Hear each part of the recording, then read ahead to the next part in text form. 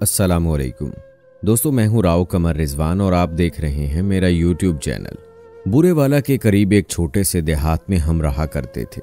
हर तरफ लहलहाते खेत थे जो इलाके की खुशहाली के जामिन थे। वालिद साहब की भी 116 एकड़ अराजी थी। ये ज़रई ज़मीन हमारे घर से चंद फरलांग के फासले पर थी। वालिद साहब और चचा अजमल दो ही भाई थे। मिलजुल कर काश्त करते और उनके इत्तफाक के गांव वाले मिसाल दिया करते थे। ये एक दूसरे का एहतराम करते और दुख सुख के साझी थे।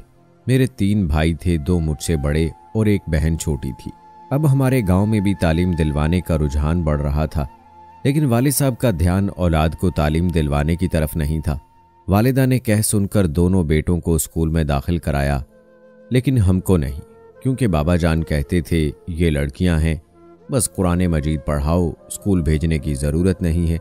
एक बार जबकि हमारे रिश्तेदारों के यहाँ किसी की शादी थी, कुछ मेहमान शहर से भी आए थे। वो जब आए सभी उनको देखकर दंग रह गए। वो एक कार में खासी शान शौकत से आए थे। उनका लिबास, बातचीत का अंदाज, रहन सहन और तौर तरीके सबसे अलग थे। हमने बाबा जान से पूछा, हमारे ये रिश्तेदार कैसे हुए? ये तो सब गांव वालों से मुख्तलिफ हैं और शहर के हैं। उन्होंने जवाब दिया, पहले ये इस गांव में रहते थे। इनके लड़कों ने शहर जाकर पढ़ने की जिद की तो मेरे चचाजाद अकरम ने अपने बच्चों की पढ़ाई के लिए शहर जाने का फैसला कर लिया, क्योंकि यहाँ हाई स्कूल नहीं था।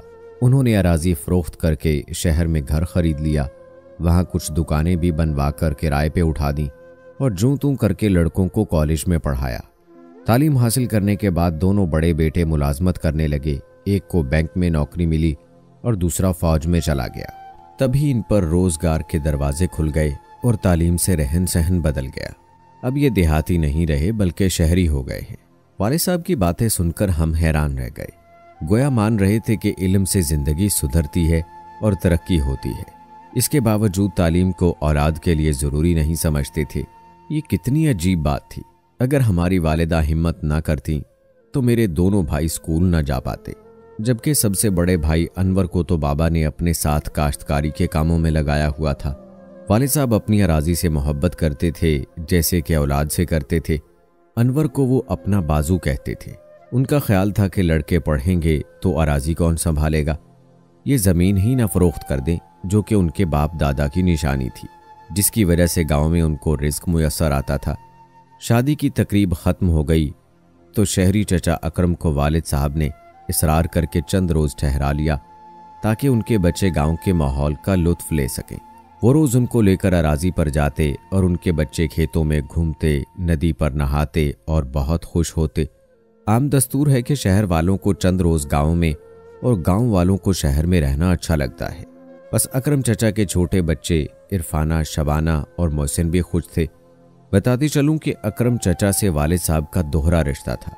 वो उनके चचाजाद भी थे और खालाजाद भी, तभी आपस में अपनायत और प्यार इतना था। एक रोज़ अकरम चचा ने बाबा जान से पूछा, आपकी बच्चियां स्कूल क्यों नहीं जाती? मेरे भाई, लड़कियों का पढ़ाना ज़रूरी नहीं होता, इसलिए दाखिल नहीं कराया। छोटे भाई, ये तुम क्या गलती कर रहे हो? तालीम के बगैर तो ज़िंदगी अधूरी है। अनपढ़ और पढ़े लिखे इंसान में अंधे और आंखों वाले जितना फ़र्क है, इनको पढ़ने दो, अकरम चचा ने समझाया। उनके कायल करने पर वालिद ने हमको भी स्कूल में दाखिल करा दिया। उन दिनों मेरी उम्र 8 साल थी और छोटी बहन आबिदा 6 बरस की थी। हम स्कूल जाने लगी। वक्त गुजरता रहा और मैं 5वीं में आ गई। जब मैंने सालाना इम्तिहान दिया, अव्वल पोजीशन ली, तभी स्कूल में धूम मच गई। लड़कियां मुझसे दोस्ती की ख्वाहां हो गईं और सब उस्तानियां प्यार करने लगीं। तो मैंने जाना कि तालीम ही वो चीज़ है जिससे इंसान की कदर होती है और इज्जत मिलती है। मैंने पोजीशन ली तो बेहद खुश थी और कुछ बनने का ख्वाब देख रही थी। जिन दिनों छुट्टियां थीं, चचा अजमल आए और वालिद से कहा कि जाहिदा की मंगनी मेरे बेटे हफीज से कर दो। मंगनी भी कर लेंगे, अभी ये पढ़ रही है, मिडिल पास कर ले। पढ़ती रहे, मैंने कब कहा है कि ना पढ़े? हम मंगनी कर लेंगे तो इत्मीनान हो जाएगा। बहरहाल उनके इसरार पर बाबा जान ने मेरा रिश्ता हफीज से पक्का कर दिया और मंगनी की रस्म हो गई। 8वीं में भी मेरी अव्वल पोजीशन आ गई, लेकिन आगे पढ़ने का ख्वाब धरा रह गया। हमारा स्कूल ही मिडल तक था। इत्तफाक के उन्हीं दिनों हमारे शहर वाले चचा अकरम वालिद से मिलने गांव आए। भाई साजिद ने भी मैट्रिक कर लिया था। उन्होंने वालिद से कहा, छोटे भाई, अपने दोनों बच्चों को मेरे पास शहर क्यों नहीं भेज देते? ये लायक हैं और अव्वल पोजीशन लेते हैं, इनको आगे ना पढ़ाना बड़ी ज्यादती होगी। शहर जाने के ख्याल से हम बहुत खुश थे। कभी शहर देखा ना था। चचा अकरम हमको साथ ले आए। उनका घर देखकर आंखें खुल गई। बहुत शानदार बंगला था और ठाठ से रहते थे। 2 बड़े बेटे अफसर थे और 3 छोटे बच्चे भी पढ़ रहे थे। हम भी उनके हमरा स्कूल जाने लगे। इकट्ठे पढ़ते, होमवर्क करते, खाना भी साथ खाते। चचा के बच्चों से हमारी दोस्ती हो गई। मैं और मोहसिन एक क्लास में थे, जबकि साजिद भाई और इरफाना हम जमात थे। वालिद साहब हर माह हमारी तालीम के अखराजात भिजवा दिया करते थे। यूं वक्त गुजरने लगा और हम तालीम की मनाजिल तय करने लगे। मैं अब कॉलेज आती थी और 17 बरस की हो चुकी थी। अंग्रेजी में कुछ दुश्वारी होती तो मोहसिन से मदद ले लेती। रफ्ता रफ्ता हम में प्यार बढ़ने लगा, लेकिन अपने जज्बात जाहिर न करते थे।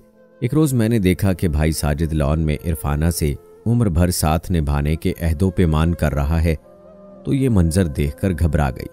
सोचा अगर चचा अकरम को इस बात का शक हो गया या मोहसिन को ही पता चल गया कि साजिद उसकी बहन से मोहब्बत का चक्कर चला रहा है, तो मेरे भाई का जीना महाल और हमारा इस घर में रहना नामुमकिन हो जाएगा। पहले तो खुद को संभाला और मोहसिन से बातचीत में और मोहतात हो गई। फिर भाई को समझाया कि इरफाना से फासला कायम रखो, क्योंकि मोहसिन इस मामले में बहुत हसास है। मगर मेरे खदशे को साजिद भाई ने कुछ अहमियत ना दी। किसी ने सच कहा है कि इश्क और मुश्क छुपाए नहीं छुपते। एक रोज़ जबकि चचा अकरम कहीं से लौट रहे थे, उनका गुजर बाजार से हुआ। उन्होंने देखा कि इरफाना और साजिद साथ रिक्शे में जा रहे हैं, जबकि घर में गाड़ी मौजूद थी और ये कॉलेज का रास्ता भी ना था। उनको शक हो गया। कार रिक्शे के पीछे लगा ली। कुछ आगे जाकर रिक्शा एक होटल के सामने रुका और ये दोनों उतरकर अंदर चले गए। चचा ने गाड़ी एक तरफ खड़ी कर दी और उनके बाहर आने का इंतजार करने लगे। खाना खाकर जब दोनों बाहर आए, उन्होंने चचा अकरम और उनकी गाड़ी को नहीं देखा। वो तो अपनी धुन में थे। चचा ने कार में उनका ताकुब किया। ये करीबी पार्क में जाकर बैठ गए और बातों में मगन हो गए। चचा अकरम को बहुत गुस्सा आया कि एक घर में इकट्ठे रहकर यहाँ आ बैठने की क्या जरूरत है? क्या घर में बातें नहीं कर सकते? जाहिर है मामला साफ नहीं था। ये तो मोहसिन के खौफ से घर में ज्यादा बातचीत से गुरेज करते थे और बाहर आज़ादी से बातें कर सकते थे। बहरहाल घर आए तो चचा मुंतजिर थे। क्या तुम लोग कॉलेज से आ रहे हो? जी अब्बू, इरफाना ने फौरन जवाब दिया। इस झूठ पर चची का रंग बदल गया, लेकिन उसी वक्त मोहसिन भी आ गया तो वो कुछ सोचकर खामोश हो गए और बात को पर्दे में रहने दिया। बेटे के गुस्से से वाकिफ थे और मिजाज से भी। सोचा होगा कि बाद में इनको समझाऊंगा कि तालीम की तरफ ही ध्यान रखो। बाद में उन्होंने अकेले में समझाया भी कि साजिद, तुम गांव से पढ़ने आए हो, एक लायक तालिब इल्म हो, लिहाजा अपनी तालीम पर तवज्जो रखो और तालीम को ही मकसद ज़िंदगी बनाओ। अगर कहीं सैर व तफरीह को जाना भी हो तो मुझसे कहो, मैं गाड़ी और ड्राइवर दे दिया करूंगा। रिक्शों में या पैदल कहीं आने जाने की ज़रूरत नहीं है। इरफाना को भी अकेले में बुलाकर ज़रूरी जो बात समझानी थी कही। दोनों ने वादा कर लिया कि पढ़ाई पर तवज्जो मरकूज रखेंगे और तालीम ही को मकसद ज़िंदगी समझेंगे। लेकिन ये लफ्जी वादा था। ये इसी तरह कॉलेज जाने का कहकर क्लास से गैर हाजिर हो जाते और बाहर मिलते। उनका जज्बा मोहब्बत एक ही छत तले परवान चढ़ता रहा और किसी को पता ना चला सिवाय मेरे और चचा जान के, जिन्होंने राज को फाश ना किया। चाहते थे गांव के ये बच्चे जब इतनी दूर पढ़ने आए हैं तो पढ़ ही जाएं। अगर इनको वापस भेजा तो इनका मकसद ज़िंदगी ज़ाय हो जाएगा। मुझे मालूम न था कि साजिद भाई और इरफाना किस हद तक बाहर मिलते हैं, लेकिन वो दुनिया से बेखबर एक दूसरे को चाहने लगे। ये बात तो मुझे शिद्दत से महसूस हो रही थी। इसी वजह से मैं खतरे की बू सूंघ रही थी। मैं और मोहसिन हालांकि एक दूसरे को पसंद करते थे, लेकिन हमने खुद को संभाल लिया, क्योंकि मेरी मंगनी हफीज से हो चुकी थी और मोहसिन जानता था कि अब मेरा उसके साथ रिश्ता होना महाल है। तो उसने सब्र से काम लिया। कोई ऐसी बात मुंह से ना निकाली जिससे मेरा जहन मजीद मुंतशिर हो जाता। अलबत्ता वो ये ज़रूर कहता था कि जाहिदा, ऐसे मौके बार बार नहीं मिलते। जब किसी को अपनी ज़िंदगी बनाने का चांस कुदरत इस तरह अता कर देती है कि जैसे तुमको मिला है, मैं चाहता हूं कि तुम अपने वालिद का एतमाद कायम रखो और अपनी तालीम मुकम्मल करके बखैर व आफियत घर जाओ। मुस्तकबिल में क्या होगा ये बाद में ही देखा जाएगा। मोहसिन की ऐसी बातों से मैं दिल ही दिल में उसके अच्छे किरदार की मोतरफ हो जाती, क्योंकि वो खुद भी वक्त ज़ाय करने के बजाय संजीदगी से तालीम मुकम्मल करके कुछ बनना चाहता था। जैसे कि उसके दोनों बड़े भाइयों ने आला मुलाजमतें हासिल करके अपने कुनबे को सुधार लिया था। सालाना इम्तिहान नज़दीक थे। बड़ी जांफिशानी से हम पर्चों की तैयारी में लगे थे। इम्तिहान ख़त्म हो गए तो वालिद साहब का पैगाम मिला कि अब तैयारी करो और घर आ जाओ। उस रोज़ मैं और साजिद घर जाने की तैयारी कर रहे थे। मेरा भाई नहाने के लिए बाथरूम जाने लगा तो उसने जेब से बटुआ निकालकर मेज़ की दराज में रख दिया। वो भी बाथरूम में ही था कि मोहसिन उसके कमरे में गया और आवाज़ दी, साजिद भाई, मोटरसाइकिल की चाबी कहाँ है? मेज़ के ऊपर ही रखी है। उन्होंने गुसल खाने से जवाब दिया, बस 2 मिनट ठहरो, मैं अभी आकर देता हूँ। मोहसिन को जाने की जल्दी थी। चचा जान ने बाबा जान को मिठाई भिजवानी थी, लिहाजा वो इसी सिलसिले में मोटरसाइकिल पर बाजार जा रहा था। उसने ठीक से सुना नहीं कि साजिद ने क्या कहा है। वो मेज़ की दराज को खोलकर वहां चाबी तलाश करने लगा। हमारे जाने का वक्त हो रहा था। मोहसिन ने समझा कि शायद चाबी बटुए में है। उसने मेरे भाई का बटुआ उठा लिया और उसको खोल कर देखा। उसमें चाबी तो ना मिली, लेकिन एक तस्वीर मिल गई जो कि इरफाना ने साजिद के साथ बनवाई थी, और एक उसका लॉकेट भी था। बहन की ये तस्वीर देखकर मोहसिन का दिमाग घूम गया। उसने ये चीज़ें बटुए से निकाल कर जेब में डाल लीं और अपने कमरे की तरफ चला गया। इतने में नहाकर और कपड़े बदलकर साजिद बाहर आ गया। उसे कुछ खबर न थी। वो कंघे से अपने बाल संवारने लगा कि मोहसिन उसके कमरे में हाथ में रिवॉल्वर लिए दाखिल हुआ और बगैर कुछ कहे उस पर फायर कर दिए। साजिद मेरा भाई इस अचानक हमले से शदीद जख्मी हो गया। वो फर्श पर गिरकर तड़पने लगा। फायर की आवाज पर सभी उस कमरे को दौड़े जहां साजिद खून में लथपथ फर्श पर पड़ा था। उसे फौरन अस्पताल ले जाने लगे, लेकिन उसने पहले ही दम तोड़ दिया। घर में कोहराम मच गया कि ये क्या हो गया। मोहसिन अभी तक वहीं खड़ा था। वो अपनी जगह से हिला तक नहीं और न भागने की कोशिश की। उसकी आंखें सुर्ख हो रही थीं। अकरम चचा ने आगे बढ़कर उसके हाथ से रिवॉल्वर ले लिया और धकेलकर कमरे में बंद कर दिया। 10 मिनट बाद पुलिस को खबर हो गई और वो मौके पर पहुंच गई। उन्होंने मौका देखा और लाश को पोस्टमार्टम के लिए भिजवा दिया। मोहसिन को हिरासत में ले लिया गया और कत्ल का मुकदमा दर्ज हो गया। जब गांव इत्तला पहुंची तो वहां लोग सख्ते में आ गए। फौरन 30 के करीब मर्दो जन रवाना हो गए, ये देखने को कि क्या हो गया और कैसे हो गया। अम्मी और भाइयों की हालत गैर थी। बाबा जान चचा अजमल के हमरा फौरन आ गए। ट्रक पर लाश जब गांव पहुंची तो वहां भी कोहराम बरपा था। सारा गांव ही सोगवार था। अम्मी बेचारी तो बिन जल मछली की मानिंद तड़प रही थी। मुकदमा चला तो चचा अकरम दोबारा गांव आए और वालिद साहब से माफ़ी तलब की।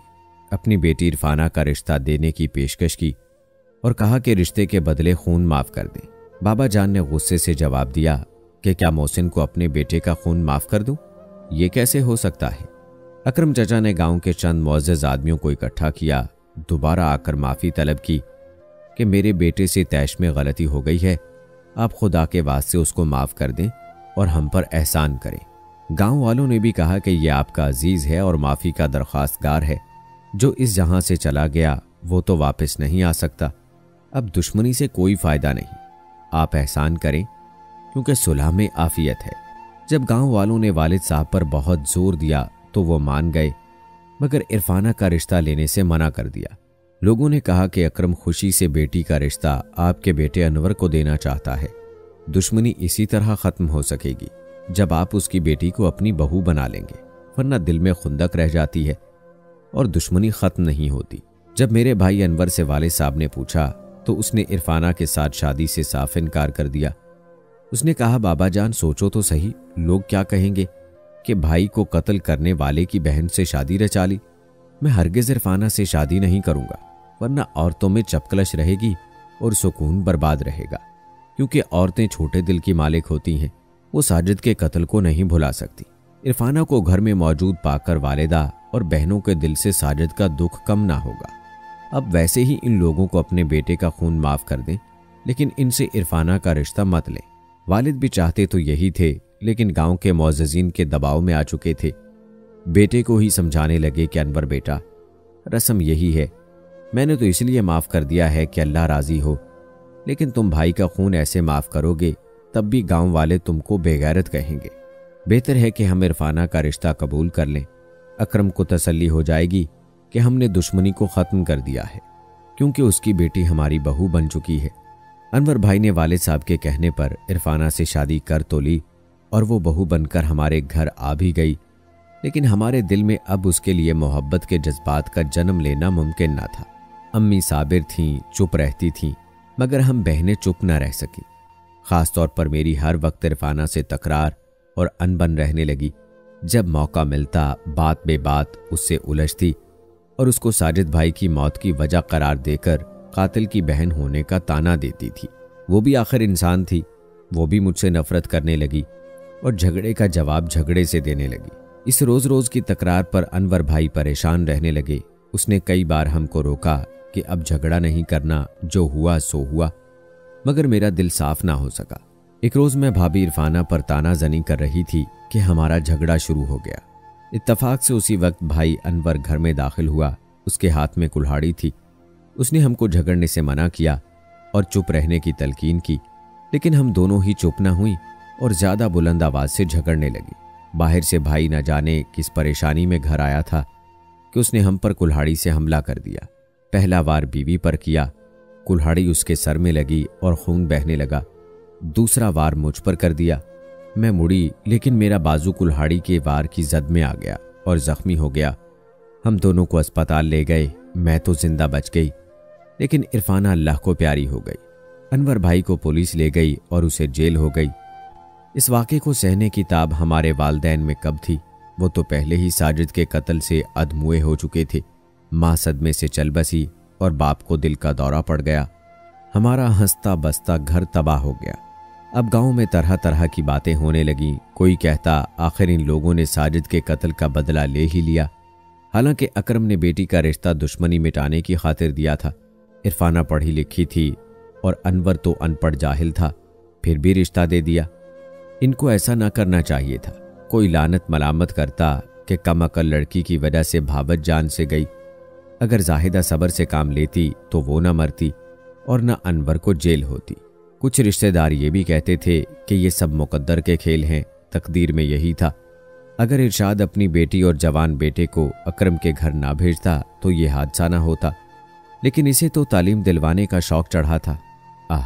हम कैसे किसी को समझाते कि तालीम तो एक आला शय है। तालीम हासिल करने के लिए चीन भी जाना पड़े तो जाना चाहिए।